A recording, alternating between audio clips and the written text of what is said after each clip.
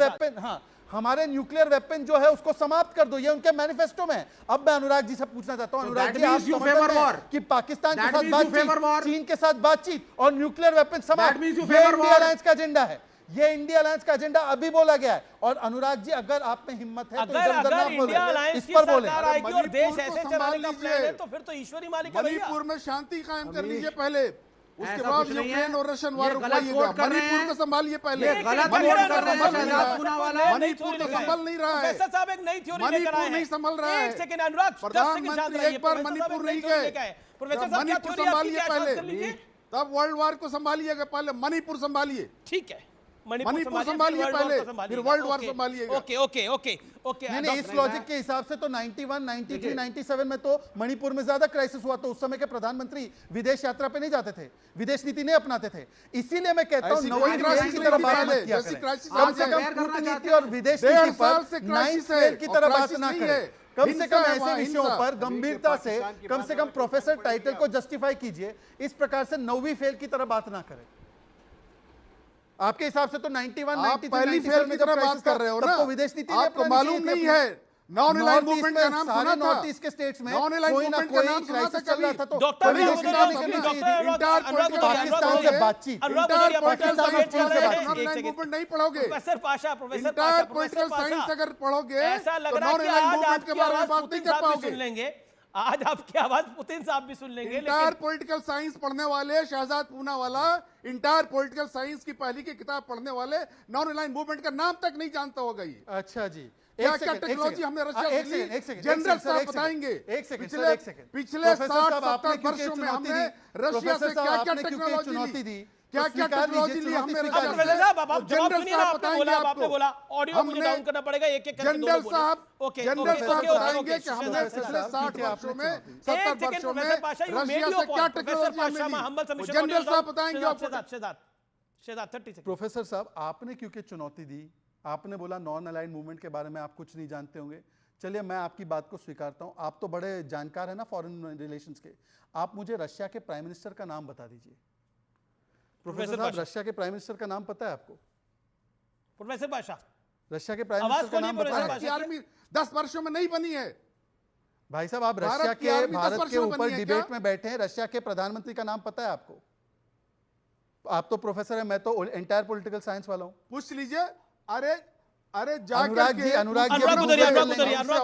जी Google करके ही बोल ले, अनुराग जी गूगल करके ही बोल ले प्रधानमंत्री का नाम। ओके डॉक्टर, अरे प्रधानमंत्री जी से पूछ लो ना। अच्छा ठीक है, अनुराग जी ऑन स्क्रीन। पहले रशिया के प्रधानमंत्री का नाम बता दो। ओके, ये अनुराग उधरिया प्रधानमंत्री से पूछो जी। इंटायर पॉलिटिकल साइंस प्रधानमंत्री से पूछो। ये इंडिया अलायंस का ही घटक दल बोल रहे हैं, बीजेपी नहीं बोल रही है। बोलिए। देखिए अमित जी, अगर आप डिबेट करवाते हैं तो कम से कम स्टूडियो में ऐसे लोगों को मत बुलाइए जो डिबेट को हाईजैक करें और आपकी जगह सवाल पूछना शुरू कर दें। ये ठीक नहीं है, परंपरा ठीक नहीं है, इसको सुधारिए। नहीं तो सबको स्टूडियो से बाहर रखिए, ये तो ठीक नहीं है ना। वो सवाल पूछे लगे, हम पूछेंगे अभी हाथरस के एसएसपी कौन है, इतना बड़ा कांड हो गया, हाथरस का डीएम कौन है बताइए। अपने देश में जहाँ इतना बड़ा कांड हो गया उसके डीएम का नाम बताइए। बताएंगे आप? एसडीएम का नाम बताइए क्या है।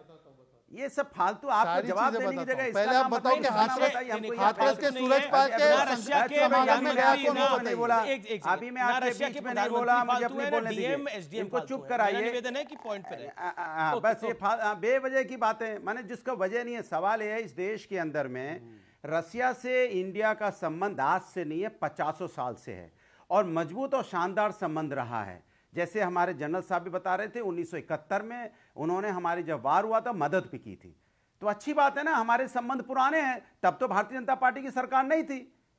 तो फिर जब भारतीय जनता पार्टी की सरकार नहीं थी, जब संबंध हमारे पुराने अच्छे हैं तो अच्छी बात है, और अच्छे हो रहे हैं। और भारत की बात होती है, हिंदुस्तान की बात होती है। हिंदुस्तान को सही कहा आपने अमित जी कि आज भारत अपने पैरों पे खड़ा है। अरे भारत हमेशा अपने पैरों पे, अपनी जमीन पे खड़ा मिला है क्योंकि मजबूत है। हमें घमंड है भारत पे क्योंकि हम हिंदुस्तानी हैं। हमें घमंड है कि हमारा भारत हमेशा सर उठा के जीता है। तो फिर हमें घमंड है कि मेरे देश में कोई भी प्रधानमंत्री हो विदेश में जाता है। इंडिया अलायंस के नेतागणों को क्यों लग रहा है कि पिकनिक मनाने गए हैं प्रधानमंत्री मोदी? बोलने दीजिए, बोलने दीजिए। जब हिंदुस्तान का कोई प्रश्न ही नहीं किया था मैंने, आपको बोलना शुरू कर दिया। हिंदुस्तान प्रश्न है कि प्रधानमंत्री पिकनिक मनाने गए हैं, ये इंडिया अलायंस के नेता क्यों कह रहे हैं?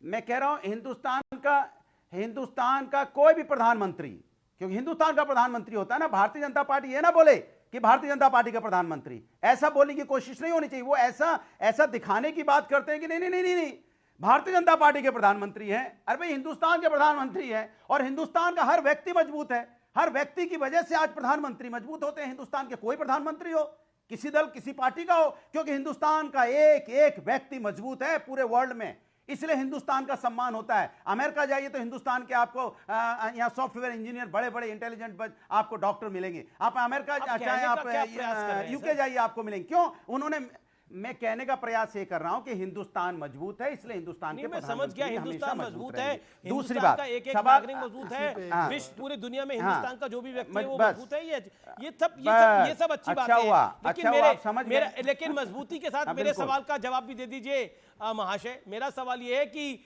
अभी आपके बगल में बैठ के विवेक ने बोला, महाराष्ट्र में संजय राउत ने बोला, और भी बड़े सारे नेताओं ने बोला, मैं सबके नाम क्या गिनाऊं आपको, कि नरेंद्र मोदी पिकनिक मनाने के लिए गए हैं। और एक चैलेंज दिया, कांग्रेस ने चैलेंज दिया कि मोदी उन 40-50 युवाओं को वापस लौट लेकर आए जो कि फंस गए हैं वहां पर। तो सब ये वो युवा वापस आ रहे हैं। अब आप बताइए क्या करिए। मुझे अच्छा ये बताइए, देश के प्रधानमंत्री जी बाहर जाएंगे तो क्या हिंदुस्तान का कोई काम नहीं करेंगे? इसके पहले जो प्रधानमंत्री होते थे हिंदुस्तान का कोई काम नहीं करते थे क्या? अरे हिंदुस्तान, प्रधानमंत्री जी की जिम्मेदारी है कि जाएंगे हिंदुस्तान की बात करेंगे, हिंदुस्तान का काम करेंगे, हिंदुस्तान के जो सोल्जर उनको लेके आएंगे। तो इसमें चिल्लाने की क्या जरूरत है? मुझे ये नहीं समझ में आया अभी तक। भाई ये हिंदुस्तान की, ये तो उनकी जिम्मेदारी है ना, हिंदुस्तान के पूरे, चूंकि उनके 140 करोड़ की पॉपुलेशन का देश है और उनकी जिम्मेदारी। हम अगर सवाल पलट के पूछ देंगे, नहीं अभी जवाब नहीं हुआ, तब से बीजेपी के प्रवक्ता ही बोलेंगे तो हम लोग कब बोलेंगे बताइए? मुझे बोलने दे। नहीं ये गलत बात है अमीश, ये गलत बात है। आप 18-19 मिनट बाद आएंगे कि बीजेपी के प्रवक्ता कोई बुलवाएंगे, तो आप उन्हीं को अकेले बुलाया करो। हाँ नहीं, आप बीजेपी के प्रवक्ता को अकेले बुलाया करो, बोलते रहो और सब लोग बोल। अरे हमें बोल भी तो खोलने दो थोड़ी। अभी तो आप बोलने दीजिए। गलत मुझे बोलने नहीं देना चाहते क्योंकि एक्सपोज हो जाते हैं। ये गलत बात है, गलत बात है। ऐसे नहीं चलेगा, ऐसा नहीं चलेगा अमीश, ऐसा नहीं चलेगा। हाथरस के हम लोग सवाल उठाते हैं जब देश के हाथरस पे मैंने चर्चा कर ली है। हाथरस का विषय बहुत चर्चा हो चुकी है।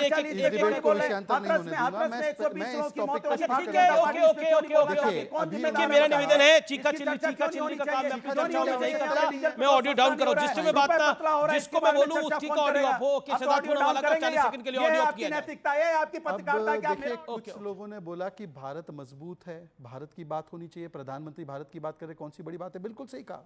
पर जब एक सांसद भारत के बाहर जाकर यह कहे कि भारत के लोकतांत्रिक संस्थाओं में हस्तक्षेप होना चाहिए, जब भारत का एक सांसद जो आगे जाके नेता प्रतिपक्ष बनता है वो वकालत करे कि भारत की संस्थाएं ठीक से नहीं चलती है, भारत की सेना के मनोबल पर चोट करते हुए सर्जिकल स्ट्राइक और बालाकोट पर सवाल उठाए, तब ऐसे व्यक्ति को क्या कहेंगे? और मैं एक सिंपल और एक स्पेसिफिक सवाल पूछना चाहता हूं। यहां पर बैठे हुए विवेक जी के मैनिफेस्टो में लिखा है कि क्वाड संबंध खत्म करो, अमेरिका के साथ संबंध खत्म करो और चीन के साथ वार्ताएं बढ़ाओ। उसी चीन के साथ जिसको स्वर्गीय मुलायम सिंह यादव जी ने कोट अनकोट भारत का सबसे बड़ा दुश्मन कहा था, और उसी चाइना की कम्युनिस्ट पार्टी के साथ कांग्रेस का एमओयू भी है। और 100वीं सेंटेनरी सेलिब्रेशन के टाइम पर लेफ्ट के नेता गलवान के बाद उनके साथ गलवैया करने गए थे। अब अनुराग जी इस पर बताइए कि क्या स्वर्गीय मुलायम सिंह यादव जी इस पर क्या अपना वक्तव्य प्रकट कीजिए। विवेक जी देन शंकर प्रसाद जी। नहीं, स्वर्गीय मुलायम सिंह यादव जी क्या कहते थे चीन के विषय में, और ये क्या कह रहे हैं? बोलने दिया जाएगा कि नहीं? ओके, बाकी सबके audio on. Vivek ji 40 second. Vivek ji देखिए, स्वर्गीय मुलायम सिंह यादव जी से एबी वर्धन जी की मेमोरियल मीटिंग थी जब मैं आखिरी बार मिला था मुलायम सिंह जी से। मुलायम सिंह जी को लेफ्ट का भरपूर समर्थन, रिस्पेक्ट हमेशा रहा। एक समय ऐसा था जब प्रेस चीन के विषय पे क्या बोला है कि कॉमरेड हरकिशन सिंह सुरजीत का, प्लीज ये keep quiet and let me speak. चीन के विषय पे आपका मैनिफेस्टो और उनकी राय वो बताइए ना भाई साहब। I am coming to it, will you come ना, then come to it. You the anchor, so keep shut. नहीं, कीप शट का सवाल नहीं है। मैं अपनी बात रखूं तो 10 बार ही टोकेंगे और आप पूरी दुनिया का ज्ञान बांटेंगे। चलिए ना, पॉइंट पे आइए ना। चाइना के विषय में क्या लिखा है मैनिफेस्टो में? I am coming to the point. Come to the point. Who are you to decide? I will speak. अच्छा, तो आप बोलिए फिर यहाँ पे आप बात करना शुरू कर दीजिए आपके मार्क्सिज्म का। जब मार्क्सिज्म की क्लास थोड़ी लगा रखी है पत्रकार, अरे प्लीज कीप क्वाइट, अरे यार बचकाना मत करो, थोड़ा सा भारत का मार्क्सिज्म की क्लास नहीं है, वो जेएनयू के कैंटीन में जाकर आप पढ़ाओ, यहाँ पर विषय पर बात करो। बेटा ऐसा है, तुम वापस स्कूल के बच्चों, बेटा ऐसा है, बंगाल में टिके नहीं, त्रिपुरा में रहे नहीं, केरल में अभी बचे नहीं, आप बताइए आप बचे कहाँ? आप बचे कहाँ हो भाई साहब? चलिए अब मुझे लगता है कि मुझे मत सिखाओ। I need to speak अभी। चाइना पे आपका स्टैंड क्या है? ओके, एक वैलिड सवाल था विवेक जी, एंड यू आर आप एक सीजन्ड आदमी है, तो मुझे 40 सेकंड दिया जाए ना सर। उस प्रश्न ये का तो जवाब एंकर नहीं है ना। सवाल था कि क्या आपने बोला प्रधानमंत्री पिकनिक के लिए गए, आप फिर शहजाद का एक वैलिड पॉइंट था, उसका जवाब। तो मुझे बोलने दीजिए, आप शहजाद की बैटिंग ना करें, मुझे बोलने दीजिए जरा 40 second. Shehzad, he is not the anchor, he is not supposed to intervene। he is not। सबसे पहली चीज है, लास्ट टाइम, हाँ, तो he is trying to be the anchor, that is the problem। वही वो भी कह रहे हैं, अनुराग भदौरिया भी। अरे अनुराग, हाँ, वही तो प्रॉब्लम। अब सुनिए सर, आप ये है कि जब पत्रकार और सीनियर पत्रकार जब पूछते थे मुलायम सिंह यादव से कि कॉमरेड हरकिशन सिंह सुरजीत ने बयान दिया है, तो आप इस पर क्या बोलेंगे, तो मुलायम सिंह जी का कहना था कॉमरेड ने कहा, मतलब मुलायम सिंह ने कहा। अब आप सुन लीजिए, जब मुलायम सिंह जी यादव डिफेंस मिनिस्टर बने तो एक ट्रीटी साइन की गई भारत सरकार और चीन के बीच में, जिसमें लाइन ऑफ कंट्रोल के कुछ मीटर उधर और कुछ मीटर इधर तक गन्स और असला अलाउड नहीं था।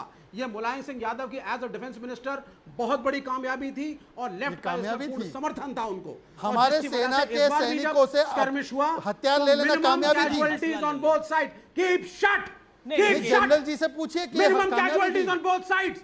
We are a peace loving country, हम एक शांतिपूर्ण देश है, लेकिन मिनिमम कैजुअल्टीज हुई है दोनों तरफ की। सेंसिबल बात करो। तो अमेरिका के साथ ओके, शंकर प्रसाद, मुझे शंकर प्रसाद जी के पास जाना है। शंकर प्रसाद, हम पीस लविंग कंट्री है, इसमें कोई दो राय नहीं है, हम शांति चाहते हैं, लेकिन शांति किस कीमत पर हम चाहते हैं? What is the cost of this piece? देखिए शांति